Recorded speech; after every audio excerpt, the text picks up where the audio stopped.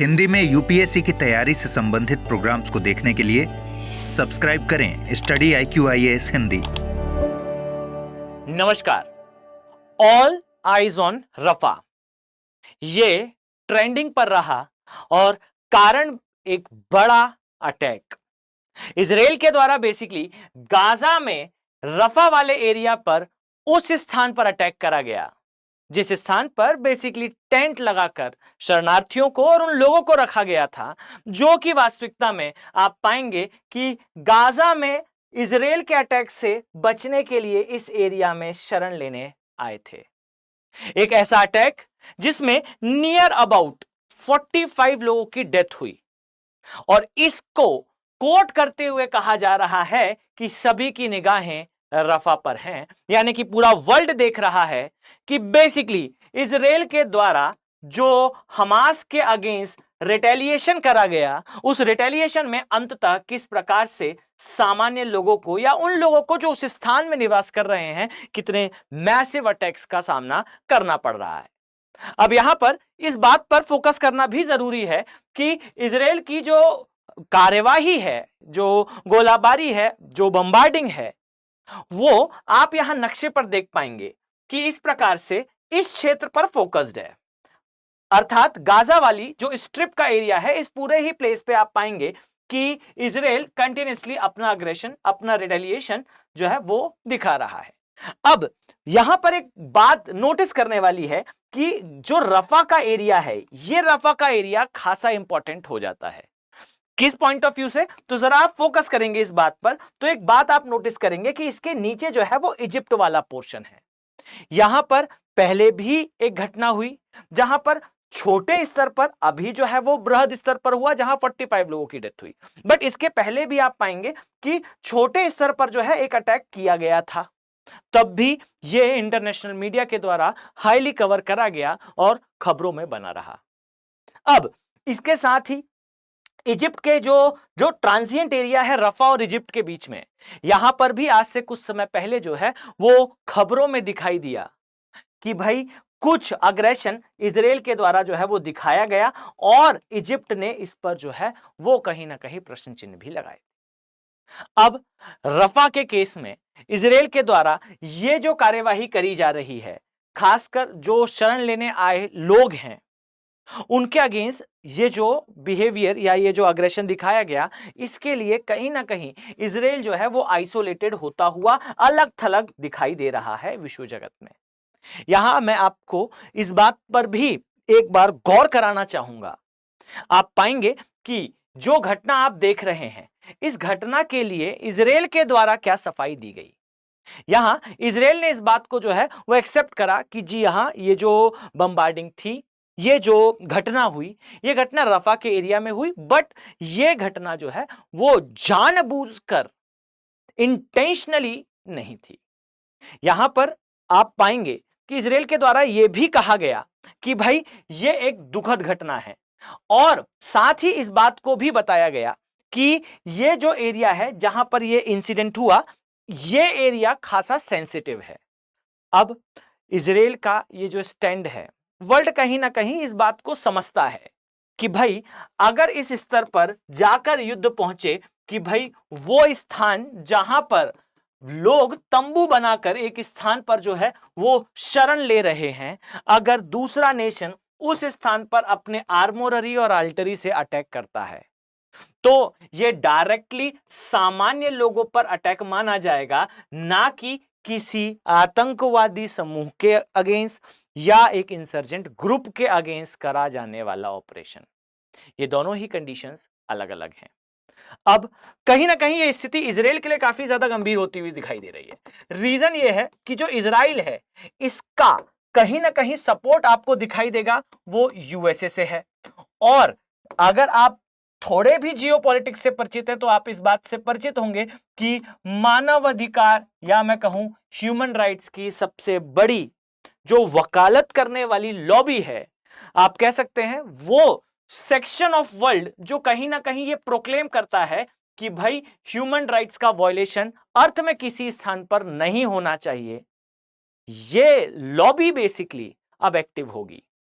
ये लॉबी जहां आप पाएंगे जिसका प्रतिनिधित्व यूएसए करता है, आपको दिखाई देगा कि जो इजराइल है ये इस लॉबी से कहीं ना कहीं फोकस पर आता हुआ दिखाई देगा। वैसे इजराइल के लिए यह राह और भी कठिन इसलिए होती जा रही है क्योंकि आप पाएंगे कि इजराइल जो है वो एक तरफ जो यूएसए का सपोर्ट था समय के साथ इसे खोता जा रहा है। रीजन इज के बार बार यूएसए की तरफ से ये स्टेटमेंट्स आना कि भाई now is time to stop, अब कहीं ना कहीं समय है कि इसे टेबल पर बैठकर सॉल्व करा जाए। इस प्रकार की कुछ बातें आपको कहीं ना कहीं डायरेक्टली नहीं तो इनडायरेक्टली यूएसए की तरफ से दिखाई देंगी। साथ ही जो इजराइल है ये by the starting of this war, कहीं ना कहीं शुरुआत के समय तो हमने देखा था कि भाई इजराइल को जो है वो वर्ल्ड की सहानुभूति भी मिल रही थी और यहां पर इंडिया के स्टैंड्स भी काफी ज्यादा मिलते जुलते ही थे विश्व के समान। पर जैसे जैसे ये वॉर कंटिन्यू हुआ और इजराइल के द्वारा जो गाजा स्ट्रिप पर करा गया और साथ ही अब जो रफा वाले एरिया में हो रहा है, इसके लिए इजराइल को लगातार जो है वो सर्किल करा जाएगा। यहां एक बात और भी इंटरेस्टिंग है समझना, दैट इजराइल जो है इसे यूरोप की तरफ से जो रिटेलिएशन देखने को मिल रहा है, not in terms of weapon, हथियारों के परिप्रेक्ष्य में नहीं, अपितु जो बातें यूरोप में हैं, जो नेशंस के बीच में जो वर्किंग्स है, इससे जो इजराइल है ये खासा प्रभावित होने वाला है। अब यहां देखने लायक दो बातें हैं और समझने लायक दो एजेंडाज हैं, ध्यान से समझिएगा।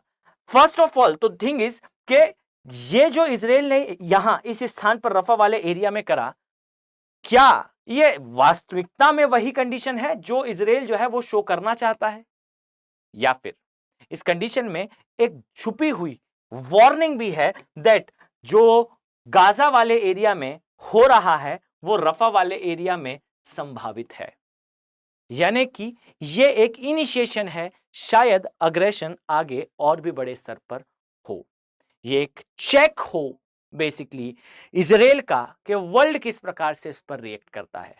एक संभावना हमें बनती हुई ये दिखाई देती है। सेकेंडली जो फोकस करने वाली बात है कि भाई इस स्थान पर अगर कोई अग्रेशन है, वो अग्रेशन कहीं अंततः इजिप्ट और इजराइल के बीच कॉन्फ्लिक्ट को ना जन्म दे दे। रीजन इज कि भाई ये जो रफा का एरिया है, अगर यहां पर किसी प्रकार का अग्रेशन इंटेंसिफाई होता है तो यहां से लोग अंततः फिर इजिप्ट ही जाएंगे और इजिप्ट की अर्थव्यवस्था पर इसका खासा खराब प्रभाव देखने को मिलेगा। अब ये कहीं ना कहीं इजिप्ट वर्सेस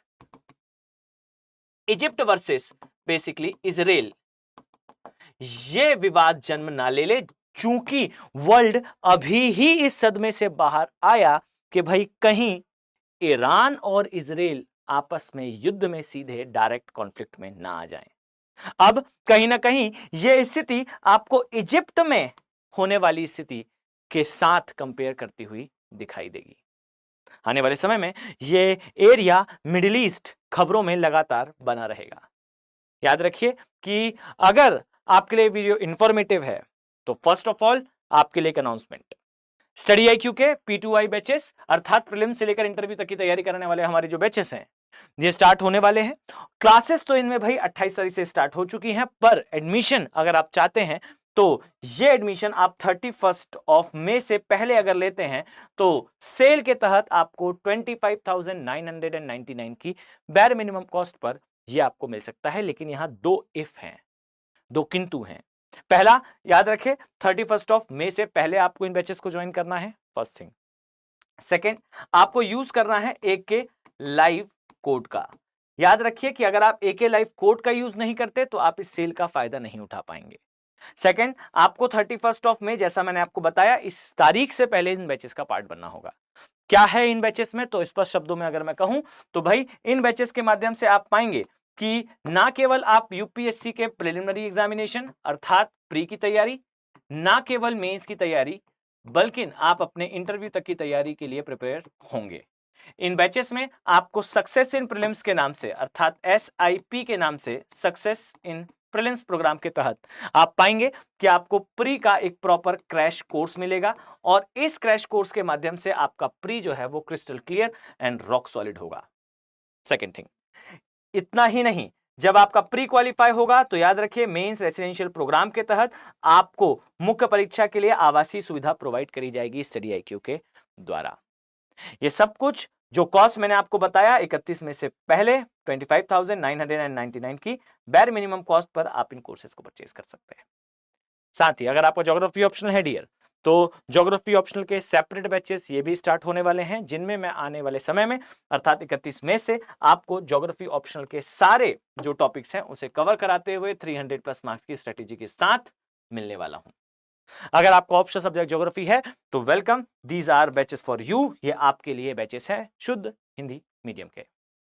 14,999 इस कॉस्ट पर आप इनका पार्ट बन सकते हैं।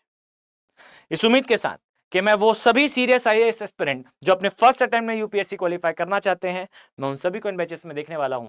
चलिए मिलते हैं नेक्स्ट वीडियो में। Have a very nice day. Thank you. Hindi में UPSC की तैयारी से संबंधित प्रोग्राम्स को देखने के लिए सब्सक्राइब करें स्टडी IQ IAS हिंदी।